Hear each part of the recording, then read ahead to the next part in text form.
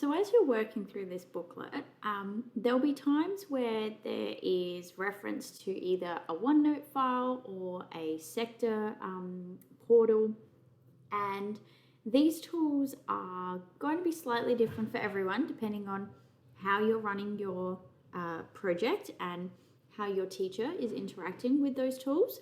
But pretty much there'll be a central dumping point for you to work through your tasks and to show your evidence.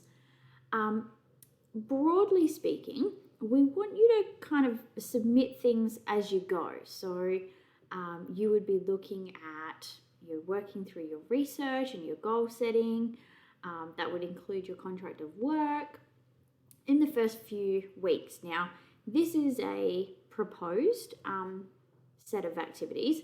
This is not necessarily what everyone's going to do though. So one of the activities that you work through is to actually set up your own timeline. There are basically 5 kind of checkpoints so that we can help you manage your time. Please don't feel like you have to stick to this exactly, but I guess what we've got to remember is that you want to finish before the end of the semester. And you're going to have a certain number of lessons to get that done. So we don't want you to spend 8 weeks doing research and then not have enough time to actually bring it all together.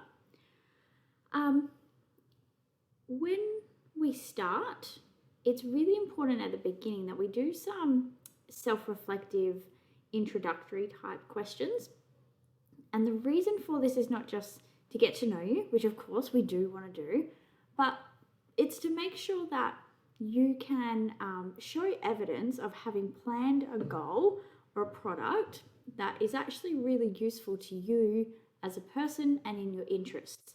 So these questions are useful, not just as a personal reflection and a get to know you task, but actually for planning your goal. So please keep that in mind as you're working through this task, because you might be thinking for question 12, some special information.